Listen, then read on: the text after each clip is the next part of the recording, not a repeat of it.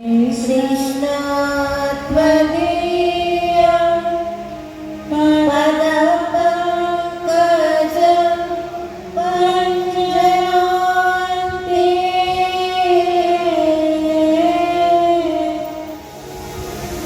अद्यैव मे विशतु मानसं राजहंस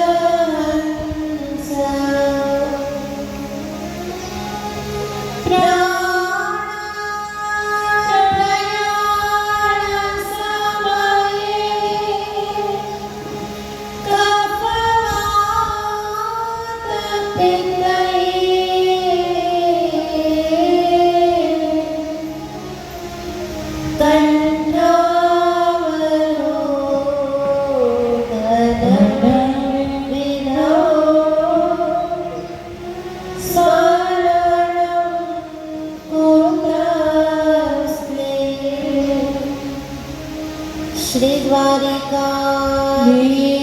की जय। बालकृष्ण लाल की जय। सद्गुरु देव की जय। ओम नमः पार्वती पतये। हर हर महादेव।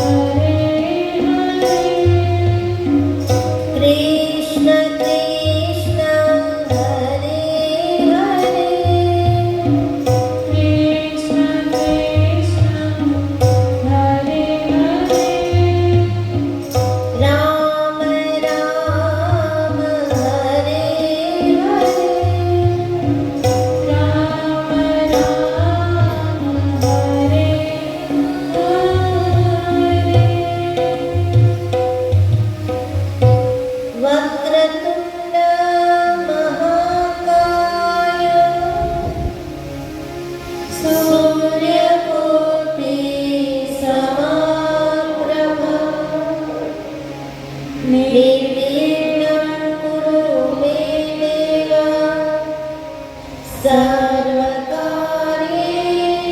सर्वदा। सच्चिदानन्दरूपाय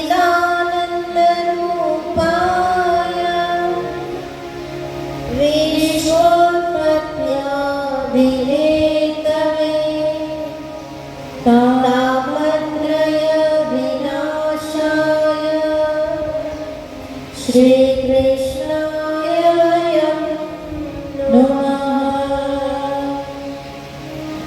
वासनात् वासुदेवस्य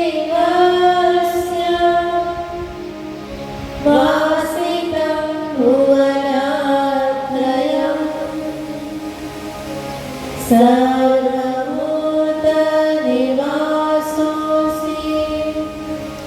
वासुदेव नमोऽस्तु ते।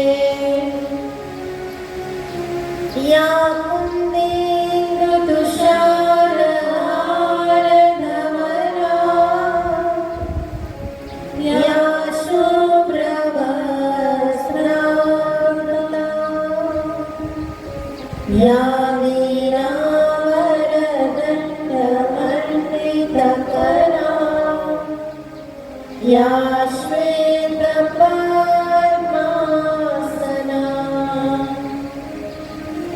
या ब्रह्माच्युतशङ्करप्रभृतिभिः देवैः सदा वन्दिता सा मां पातु सरस्वती भगवती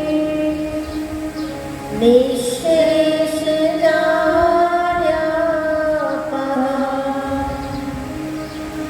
गुरुर्ब्रह्मा गुरुर्विष्णु गुरुर्देवो महेश्वरः गुरुर्साक्षात् परब्रह्म तस्मै श्री गुरवे नमः।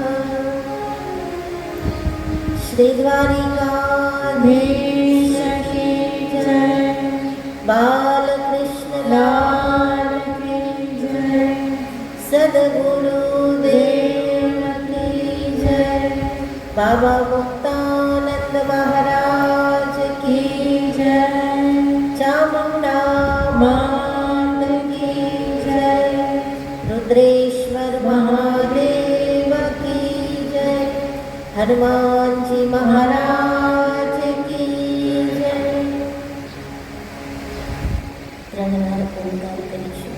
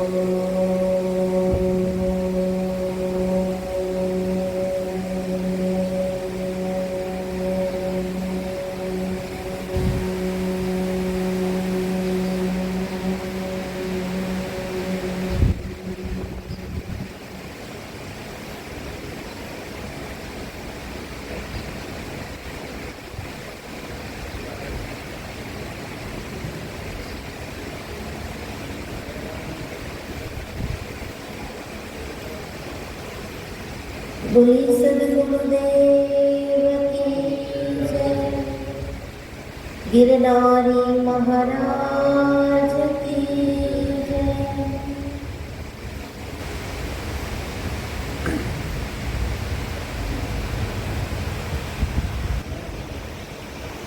परम कृपालु परमात्माना श्री चरणों में वंदन करी. सदगुरुदेव श्री अखंडानंद सरस्वती महाराजना श्री चरणों में वंदन करी. श्रीमद् भगवद गीता जीना श्री चरणों में वंदन करी. आप सौना हृदय में विराजमान परमात्मा ने वंदन करी.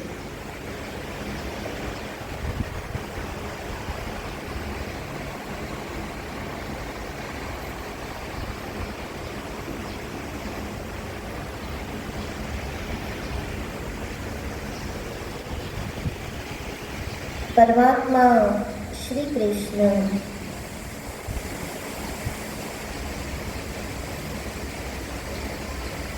अर्जुन ने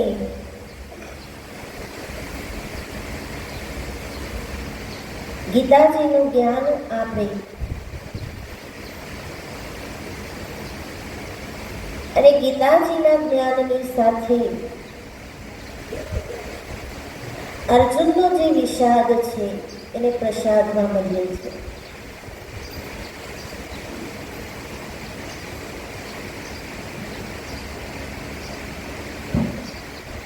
એમાં 17 અધ્યાયમાં જે જ્ઞાન આપ્યું એનો ઉપસંહાર 18મા અધ્યાયમાં બતાવ્યો. ભગવાન અર્જુનને એમ કહે છે કે હે અર્જુન, જે કંઈ મેં તને કહ્યું, જે વાતો કરી, કર્મયોગ બતાવ્યો, જ્ઞાન યોગ બતાવ્યો, ભક્તિ યોગ બતાવ્યો, મારી ગૂઢમાં ગૂઢ જે વિદ્યાઓ હતી, જે વિશ્વરૂપના દર્શન યોગ્યો નથી પામી શકતા, હજારો વર્ષો યોગ સાધવા છતાં પણ એ દર્શન પણ મેં તને કરાવી દીધા. પણ આ બધું સાર્થક ત્યારે જ થશે જ્યારે સર્વધર્માન પરિત્યજ્ય મામેકમ શરણં વ્રજ અહં ત્વાં સર્વ પાપેભ્યો મોક્ષયિષ્યામિ मा शुचः. सर्वभावेन भारत, अपने सभी भावों को, भाव हो, कुभाव हो, तर्क हो, वितर्क हो, विचार हो, दुर्विचार हो, कुछ भी हो, पर सबको तो मेरे शरणों में छोड़ दे.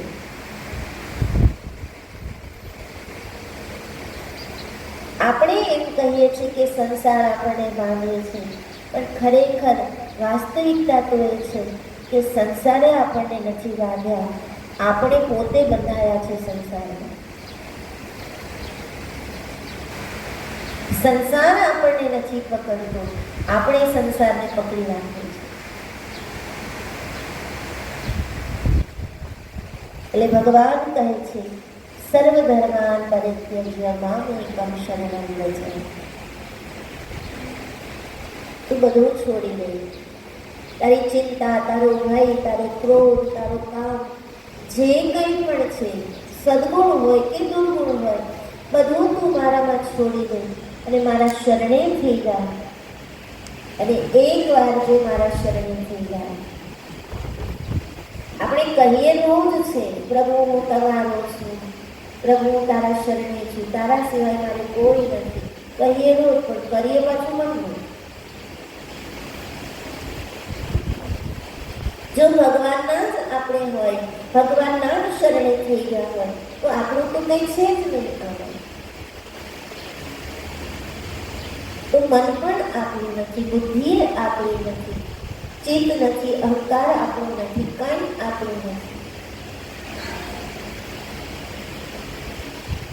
રોજ સવારે ભગવાનને કહીએ અમે તમારા શરણે પ્રાર્થના કરીએ. પણ આખો દિવસ ક્રિયા તો એ જ હોય કે આપણે આપણા મનનું કરવાની.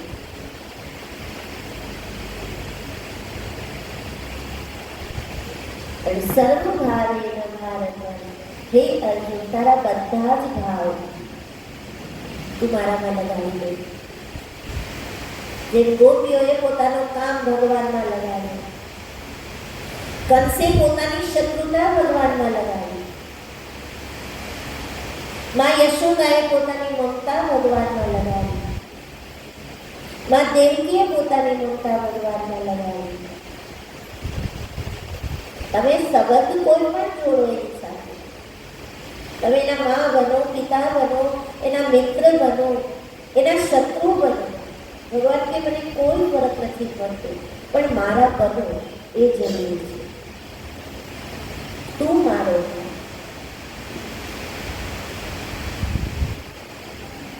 સર્વધર્માન પરિત્યજ્ય મામેકં શરણં વ્રજ અહં ત્વાં શરણં. તું મારો થઈ જઈશ ને અર્જુન, પછી તારા પાપ પુણ્ય આ બધાનું જે કંઈ કરવાનું હોય બધું હું કરીશ. પછી તને પાપ પણ નહીં લાગે અને તને પુણ્ય પણ નહીં લાગે. જે પાપ જો બંધન કરતા છે તો આ સંસારમાં પુણ્ય પણ બંધન કરતા છે. એને ભોગવાય શરીર તો લેવું ને. બહુ આપણે સદકાર્યો કર્યા હશે તો સ્વર્ગમાં જઈશું, પણ ભોગવવા જ નહીં.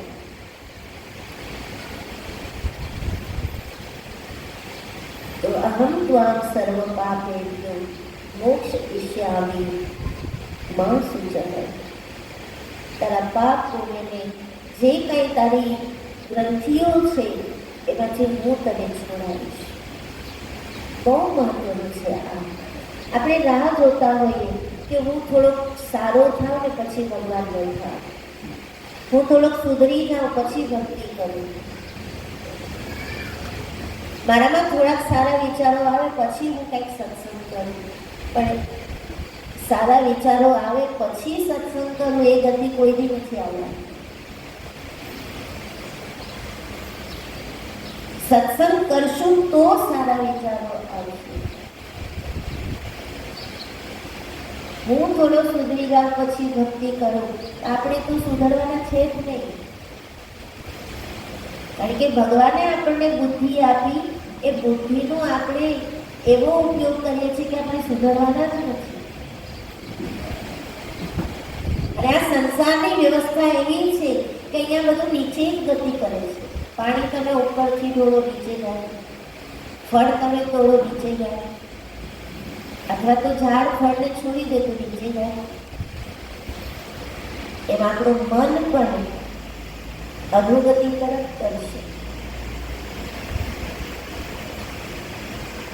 એ વ્યવસ્થા જ એવી છે કે આપણે સુધરી નહીં શકીએ. સુધરવાનો દરવાજો જ આ છે. સુધર્યા પછી કરવું એ કોઈને નહીં આવે, પણ જેવા છો એવા એની પાસે રજૂ થઈ જાવ તો એ સુધારી છે. જેણે ચિત્ર બનાવ્યું છે એ જ ચિત્રને સુધારી શકે. ખરીદનારો એમાં કંઈ ફેરફાર ન કરી શકે. જે ચિત્રકાર છે, જેણે આ વિશ્વનું ચિત્ર બનાવ્યું છે, એ ચિત્રકાર જ આ વિશ્વના ચિત્રને સુધારી શકશે. બાકી આપણે આપણી રીતે સુધરવા જશું તો શક્ય જ નથી. એટલે ભગવાન કહે છે મામેકં શરણં વ્રજ. તું એકવાર મારા શરણે થા, પછી તારું જે કંઈ છે, તારી ગ્રંથિઓ, તારા ભાવ, તારા સ્વભાવને હું સુધારીશ. તારો રથ હું ચલાવીશ. પણ અર્જુન બનીને રથની દોરી એના હાથમાં આપી તો એ ચલાવે. આપણે તો ભક્તિ કરવી છે અને રથની દોરી પોતે જ પકડી રાખવી છે.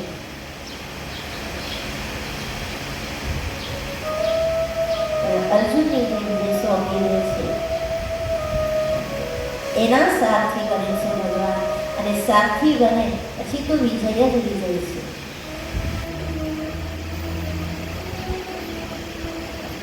અને જ્યારે ભગવાન બોલ્યા કે મામ એકમ શરણમ વ્રજ, ત્યારે અર્જુન ભગવાનની સામે આંખો ખુલ્લી છે પણ આંખમાંથી અશ્રુધારા વહે છે અને બોલ્યા છે, નષ્ટો મોહ સ્મૃતિર્લબ્ધ્વા ત્વત્પ્રસાદાન મયા ચ્યુતં સ્થિતોસ્મિ ગત સંદેહ કરિષ્યે વચનં તવ. હે કૃષ્ણ, નષ્ટો મોહ, મોહના જે ચશ્મા ચડી ગયા હતા એ આજે ઉતરી ગયા. જે પડદા લાગી ગયા હતા મોહના એ આજે દૂર થઈ ગયા છે. હવે મોહ નથી. સ્મૃતિ લબ્ધા, મારી જે સ્મૃતિ હતી છતાં નહોતી, સ્મૃતિ મારામાં હતી છતાં પણ નહોતી એવી મારી ભૂમિકા બની ગઈ હતી. પણ આજે હું ભાનમાં આવી ગયો છું. હું જાગતો તો પણ બેભાન હતો, પણ આજે મને ભાન આવ્યું છે કે જીવન કોને કહેવાય. અત્યાર સુધી હું જીવ્યો પણ એ જીવન નહોતું. પણ આ ગીતાજીના 18 અધ્યાય જે મને મળ્યા, ગીતાજીનો સંદેશ જે મને મળ્યો, હવે મને એમ લાગે છે કે હું જીવું છું. હવે મને ભાન આવ્યું છે, મારો મોહ છૂટી ગયો છે.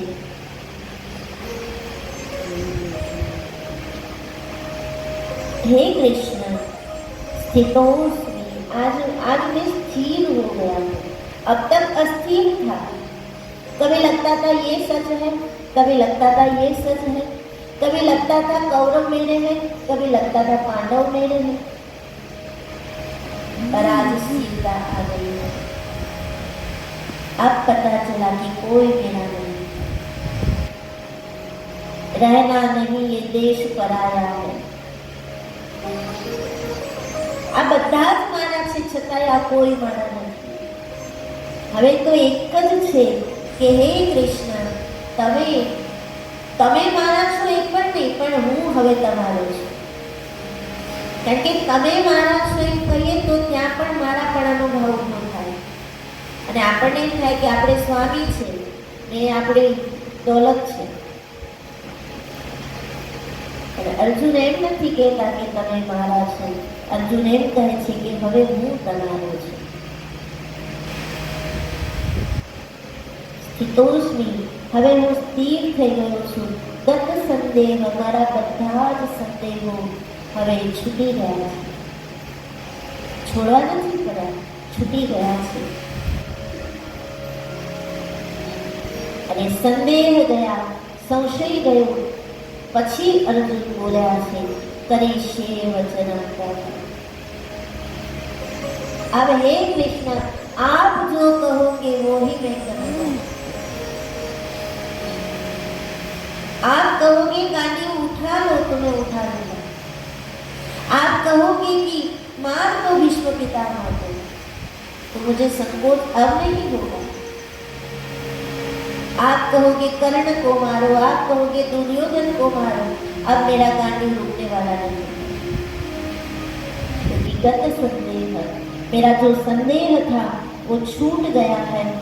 अब कोई संदेह नहीं, कोई तर्क नहीं, कोई वितर्क नहीं. હવે હું વાસ્તવિકતાને જાણી ગયો છું કે હું તો કેવલ માધ્યમ છું, કરવા કરાવવા વાળા તો આપ છો. લૌકિક દ્રષ્ટિએ જગત એમ માને છે કે તમે સારથી છો, પણ હવે મારી દ્રષ્ટિ એમ જુએ છે કે મહારથી તો તમે છો.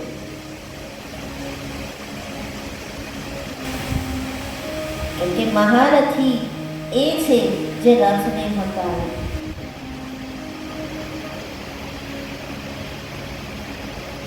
હવે મારી બધી જ ભ્રમણાઓ ભાંગીને ભૂકો થઈ ગઈ છે.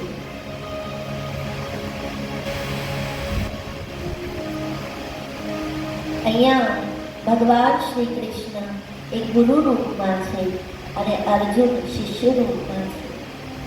गुरु वो है जो सभी प्रकार से अपने शिष्य को गुरु रूप बनाते. यहाँ अर्जुन को भगवान कृष्ण ने कृष्ण रूप दे दिया. अब अर्जुन को ये नहीं लग रहा कि मैं अर्जुन हूँ, अब उनको ये लग रहा है कि मैं ही कृष्ण हूँ. अहम ब्रह्मास्मि वेद का जो महावाक्य है वो अनुभूति अब अर्जुन कर रहे हैं. અને કુરુક્ષેત્રની એ ભીડમાં પણ ગીતાજીનો ગુંજારો જેને સંભળાવી દીધો એ ગુરુરૂપ છે કૃષ્ણ. ગુરુને ભીડ નથી નડતી. જો એને કંઈક કહેવું હોય, એને કંઈ સમજાવવું હોય તો એને ભીડ નથી નડતી. ભીડમાં પણ તમને કંઈક શીખવાડી દે. એ તો વિચાર તો કરો કે કેવું દ્રશ્ય કેવું હશે. શંખ વાગતા હતા, બધા શસ્ત્ર હાથમાં લઈ લીધા, મારો કાપોની બૂમો છે, સૈનિકો આમ આગળ પાછળ થઈ રહ્યા છે. ને એવા વાતાવરણમાં भगवान गीताजी आपी दीदी है. तो गुरु को भूमिका चाहिए, भूमि नहीं चाहिए. भूमि कोई भी हो, वातावरण कुछ भी हो, पर अगर हमारी भूमिका तैयार है तो कहीं भी किसी भी परिस्थिति में गुरु उपदेश दे देंगे. और वो उपदेश ये होगा कि हमारा कल्याण हो जाएगा.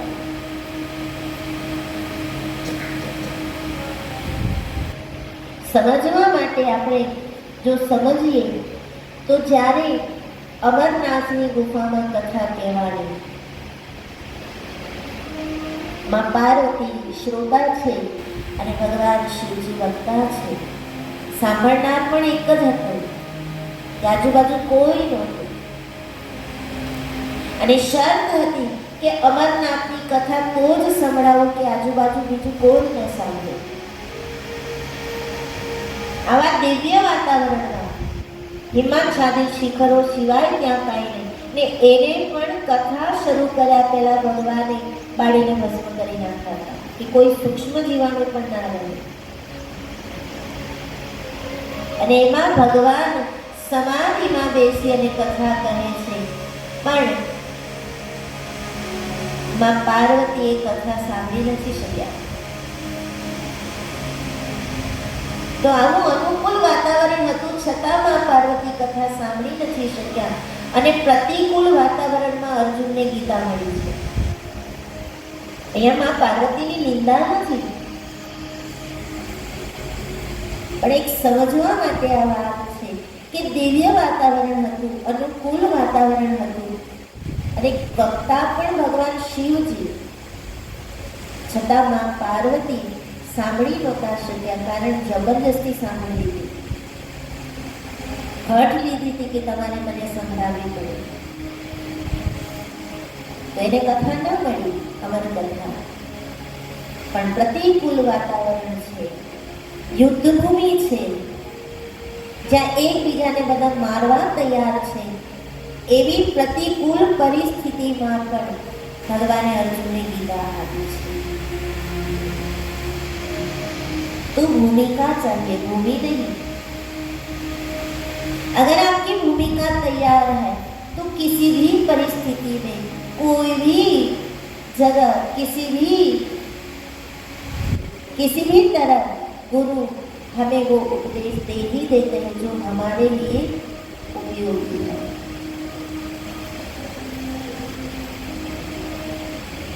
અને ખાલી ઉપદેશ નથી આપતા, પણ ગુરુ રૂપ બનાવી દે છે. સાચા ઉપદેશ દે, ભલી ભલી મતિ દે, નીજ को बताई दे, નીજ रूप करत है.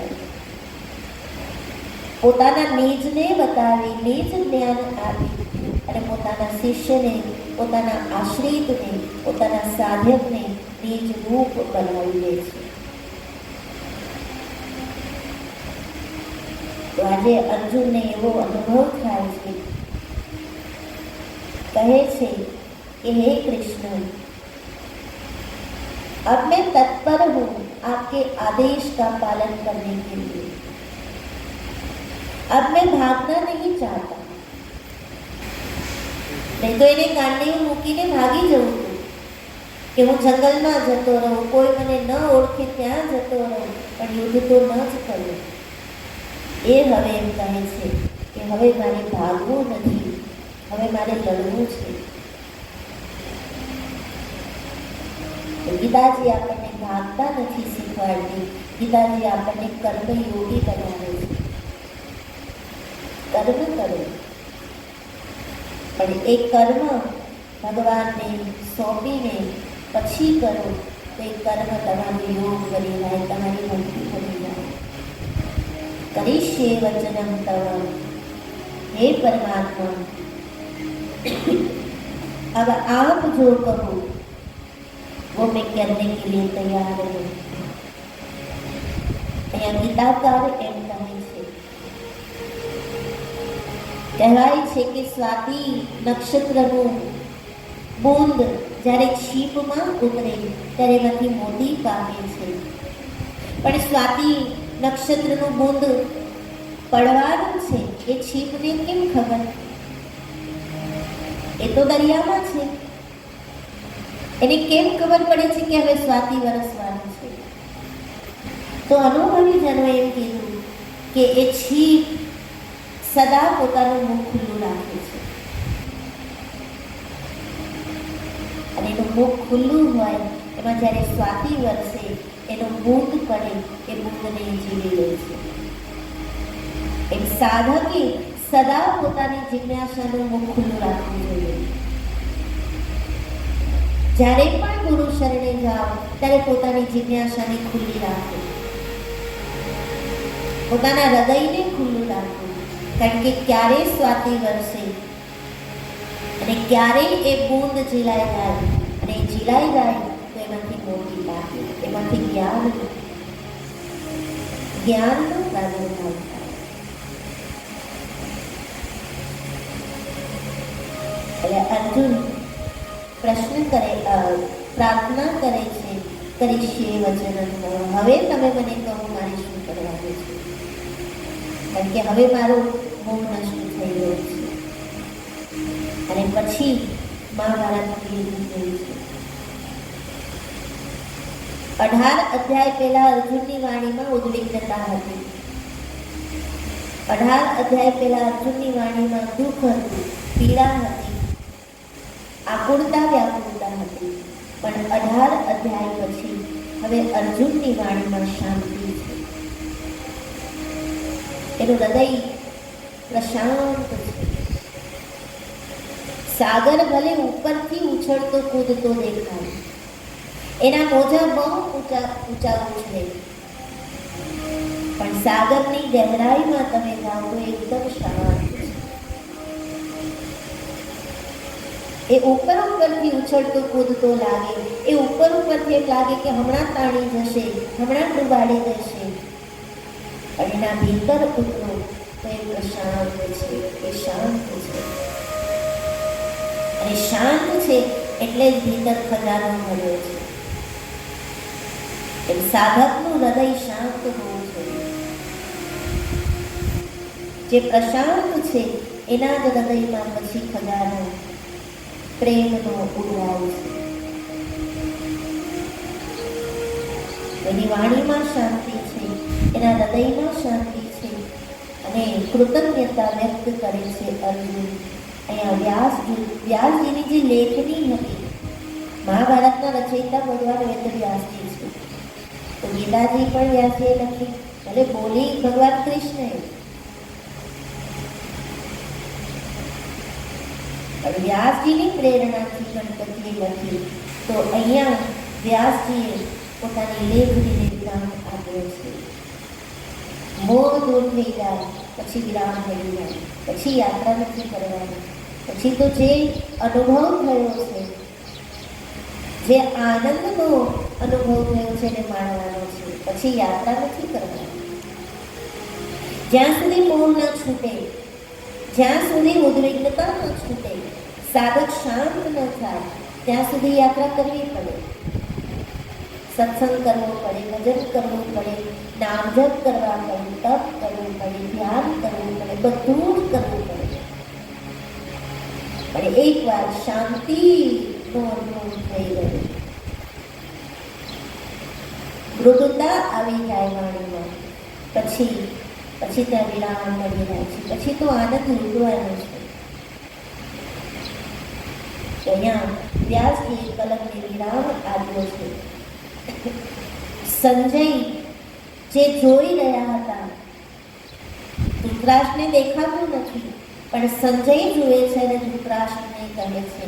હવે સંજય બોલ્યા છે, हे महाराज धृतराष्ट्र, मैं साक्षी हूँ उन पलों का, मैं साक्षी हूँ उन वचनों का, उन संवादों का जो भगवान कृष्ण ने अर्जुन से किया है. और आज केवल अर्जुन ही धन्य नहीं हुए, अर्जुन ही आह्लादित नहीं हुए, पर ये ज्ञान सुनने के बाद, ये दृश्य देखने के बाद आज मैं भी धन्य हो गया. ये संजय के वचन है. જે હસ્તિનાપુરમાં બેઠા બેઠા કુરુક્ષેત્રનું દ્રશ્ય જોઈ રહ્યા છે અને ધૃતરાષ્ટ્રને કહી રહ્યા છે, એ સંજય હવે કહે છે કે મારા ગુરુ વ્યાસજીની આ કૃપા છે કે આ દ્રશ્ય મને મળ્યું, આ સંવાદ મેં સાંભળ્યો, એ વ્યાસજીની કૃપા છે. સંજયને ભગવાન વેદવ્યાસજીનું વરદાન હતું. દીર્ઘ દ્રષ્ટિ ભગવાન વેદવ્યાસજીની કૃપાથી સંજયને મળી છે. સંજય કહે કે હું ધન્ય થઈ ગયો. અને છેલ્લે સંજય બોલ્યા છે, યત્ર યોગેશ્વરઃ કૃષ્ણ, યત્ર પાર્થો ધનુર્ધરઃ, તત્ર શ્રીર્વિજયો ભૂતિ ધ્રુવાનીતિ મતિર્મમ.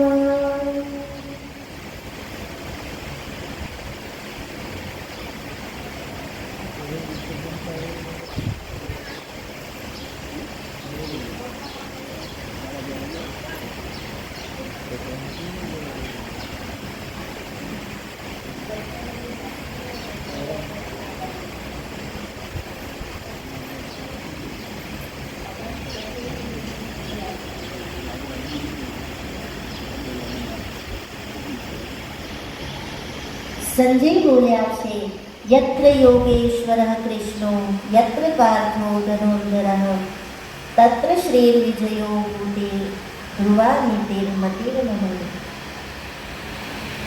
अर्थात जहाँ योगेश्वर कृष्ण है, यत्र योगेश्वर कृष्ण, भगवान कृष्ण को गीता जी में योगेश्वर कहा है, योग के ईश्वर है.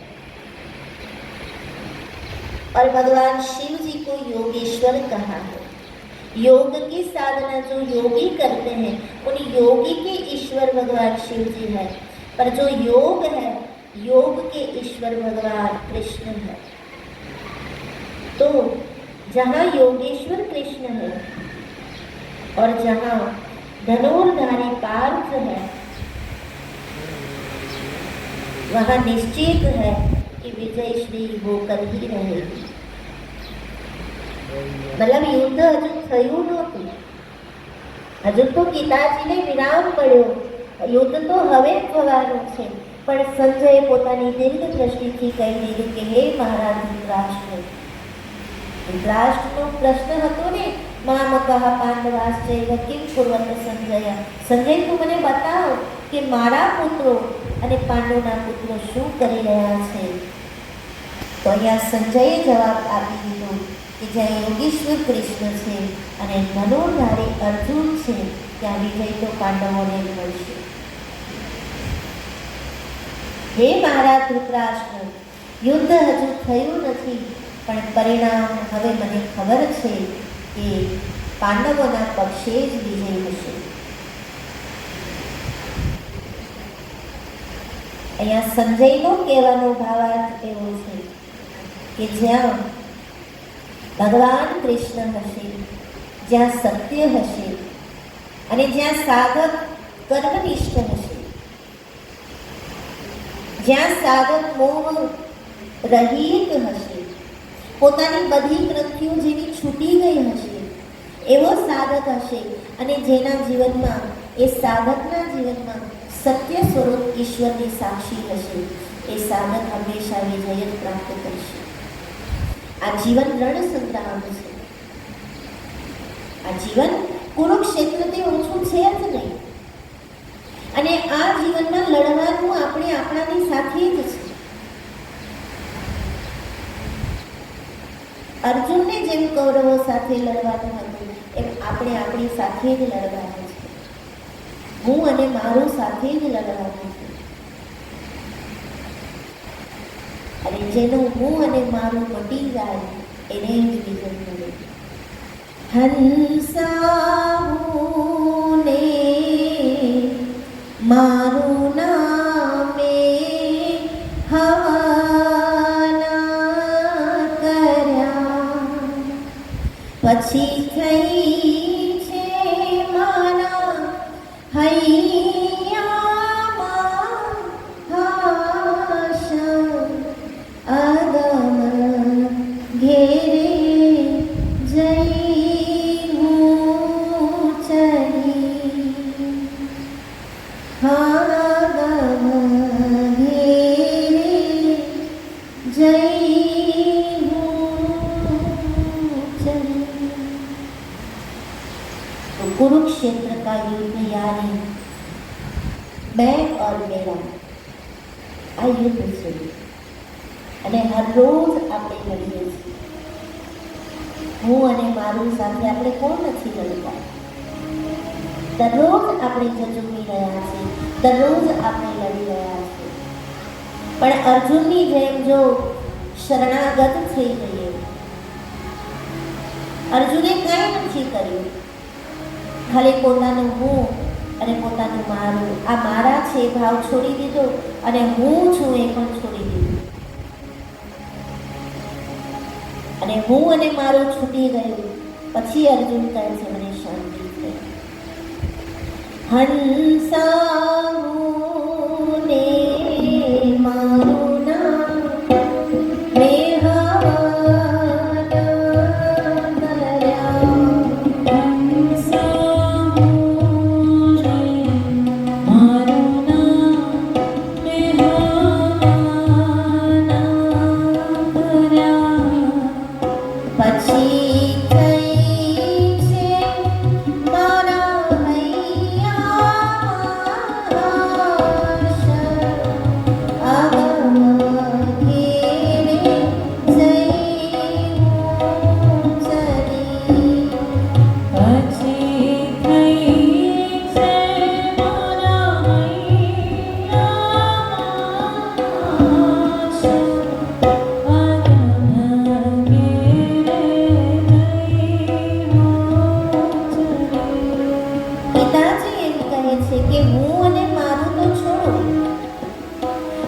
છેલ્લો શબ્દ છે અર્જુનનો, કરીશ્યે વચનમ તવ. હું અને મારું છૂટી જાય ત્યાં સુધી તો સાધક પહોંચી જાય છે, પણ પછીનો જે ભાવ છે કરીશ્યે વચનમ તવ, ત્યાં પહોંચવા માટે નિજ ગુરુને ઓળખવા પડે. જો નિજ ગુરુ ઓળખાઈ જાય તો હૃદયમાંથી એક અવાજ ઉઠે છે, સતત એક અવાજ, એક ધ્વનિ ઉઠે છે. અને એ ધ્વનિ સાંભળતા આવી જાય તો પછી કુરુક્ષેત્રનું હરેક યુદ્ધ અર્જુન જીતી જાય. પણ અંદર ઉઠતી એક ધ્વનિને સાંભળવાની આપણી પાસે ભૂમિકા હોવી જોઈએ, ને એ ભૂમિકા અર્જુનમાં આવે છે.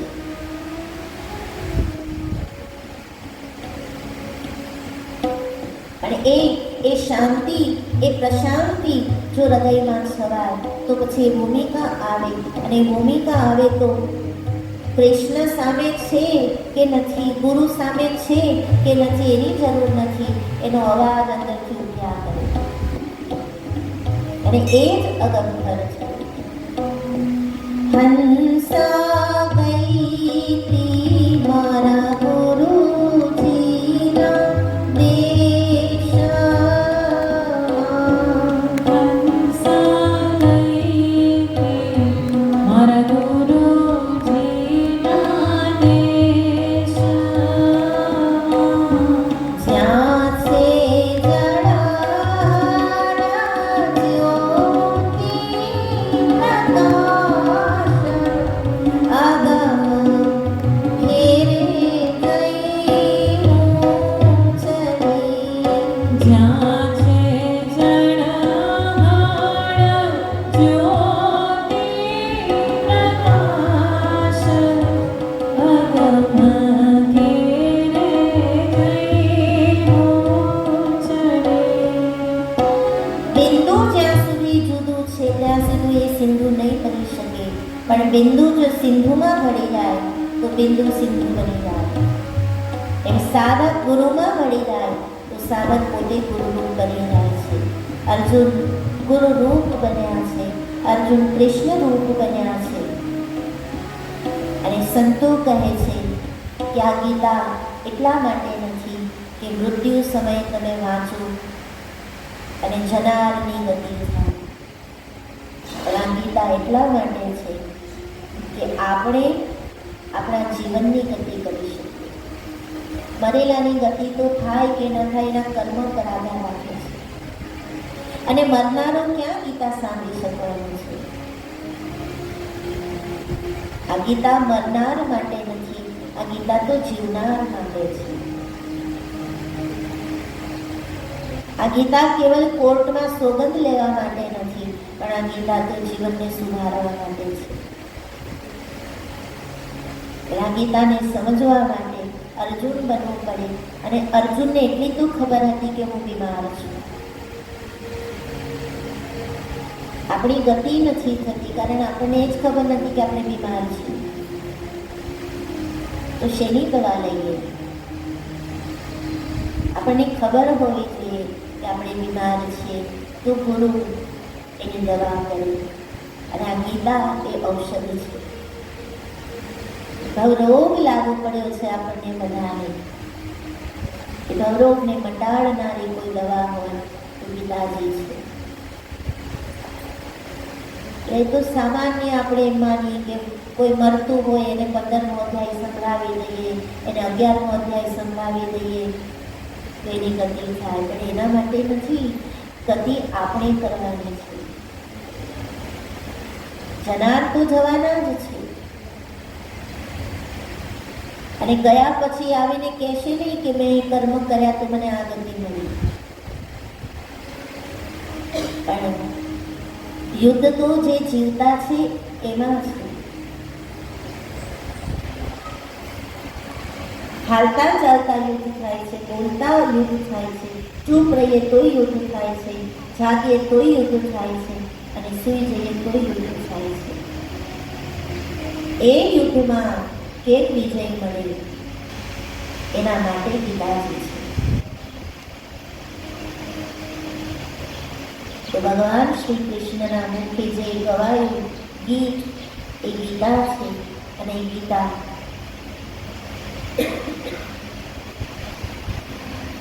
હરેક જીવ માટે સંજીવની છે, અમૃત છે. એનું પાન કરવું જોઈએ. તો આપણે ગુરુ મહારાજની કૃપાથી, ગિરનારી મહારાજની કૃપાથી છેલ્લા 1 મહિનાથી ગીતાજી ઉપર ચિંતન કરી રહ્યા છે. જેવી ભગવાને બુદ્ધિ આપી, મતિ આપી, સમજણ આપી, એ રીતે આપણે ગીતાજીને વાપરી. પણ હવે પ્રાર્થના કરીએ ભગવાનને કે જે બોલાયું, જે સંભળાયું એ જીવનમાં ઉતરે. કોળીઓ મોઢામાં જ ચાવ્યા કરીએ, મોઢામાં જ ચાવ્યા કરીએ ને અંદર ન ઉતારીએ તો પેટ ન ભરાય. પેટ ન ભરાય, પચે નહીં, લોહી ન બને, તાકાત ન આવે. એવી 1 મહિના સુધી કોળીઓ આપણે ચાવ્યા કર્યા, પણ હવે એને અંદર ઉતારવાનો સમય છે. જો એ પેટ સુધી પહોંચી જાય તો એમાંથી પ્રક્રિયા શરૂ થાય, એમાં એનું પાચન થાય, એનું લોહી બને, ને લોહી બને તો જ તાકાત આવે. એમ હવે સાંભળી તો લીધું, પણ હવે આનું મનન કરીને એને જીવનમાં ઉતારવાનું છે. તો ભગવાનની એટલી જ પ્રાર્થના કે હે પ્રભુ, આ જ્ઞાન જે આપે અર્જુનને આપ્યું, એમાં જ્ઞાન અમને પણ પચે અને અમારું જીવન સાર્થક થાય.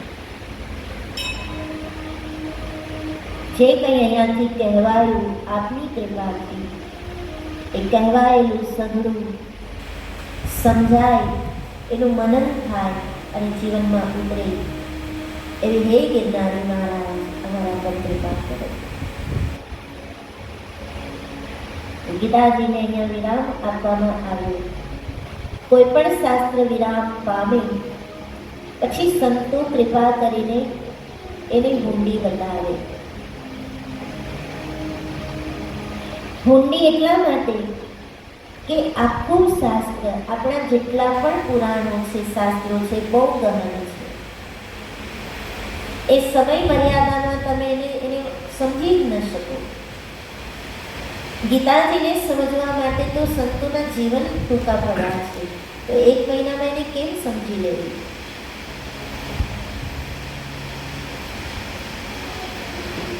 પણ છતાં પણ આપણે પ્રયાસ કરીએ છીએ, તો પ્રયાસ કરતા કરતા કંઈક છૂટી જાય, કહેવામાં કંઈક છોડવું પડે, સાંભળવામાં કંઈક છૂટી જાય છે, કંઈક સમયના અભાવે, કંઈક પરિસ્થિતિવશ. તો અંતિમ દિવસે સંતોએ હુંડીનું નિર્માણ એટલા માટે કર્યું કે આ હુંડીનું શ્રવણ જે કરે એને આખું શાસ્ત્ર સાંભળવાનું ફળ હુંડી સાંભળવાથી મળી જાય. પણ શરત કરી કે આ હુંડી સાંભળવામાં હૃદયનો પૂર્ણ ભાવ હોવો જોઈએ. હૃદયના પૂર્ણ ભાવથી જે હુંડીનું શ્રવણ કરશે, સંતો કહે છે ને આખું શાસ્ત્ર સાંભળવાનું ફળ પ્રાપ્ત થશે.